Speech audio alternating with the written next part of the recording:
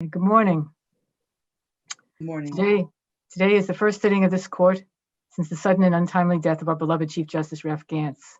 It was his practice to offer farewell remarks when a justice was retiring from the bench. And so now I would like to do the same for him. The outpouring of appreciation for Chief Justice Gants that we have seen since his passing has been fully extraordinary. How can one man mean so much to so many? And that man is Ralph Gants, however, the answer is in some respects self-evident. I have heard from so many people about his gift for being uniquely present to each of us at a party or a gathering of any sort.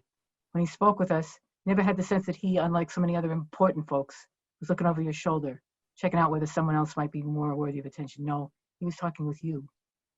He was completely focused on what you had to say, on your experience, and on what he could do to offer encouragement and support. As one of my colleagues has said, the Chief's brilliance was only overshadowed by his kindness. I experienced that kindness on many occasions, but especially during the year or so when I was quite ill. He was so very wonderful with me, not letting me resign, himself taking over my single justice assignments, checking in regularly, making sure I had what I needed, including, of course, a little work to make me feel useful. Somehow, the Chief had a seemingly inexhaustible reservoir of time and energy for each person, for each task, large or small, for ideas big and little.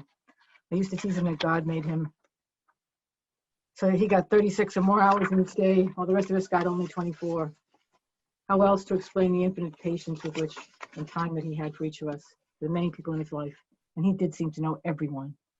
His many time-consuming non-case-related commitments, the court and national committees on which he served, the extraordinary number of administrative matters he oversaw, the many lower courts and their policies and personnel of which the SJC has superintendent's power, and about which he seemed to know everything, the good relationships he fostered and developed with the executive and legislative branches.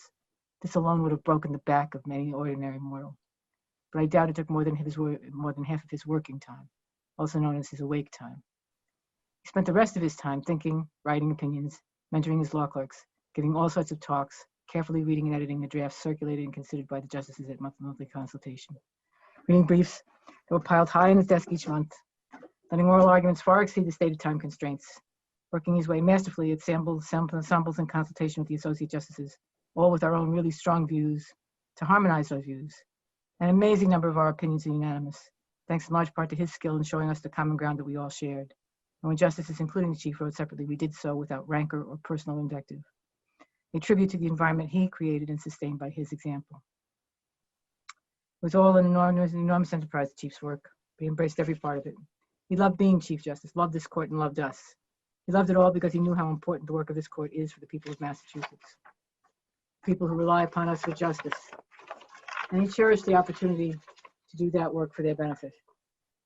He was always focused on them, on the people behind the cases we heard, especially those who have the least, and on what our rulings would mean for them. In all respects, Chief Justice Ralph Gants fulfilled the biblical injunction in the book of Micah. He did justly, he loved mercy, and he walked humbly. He was indeed a mensch of mensches. May his memory be for a blessing. May we all strive to follow his example. And now let us observe a moment of silence in honor of his memory.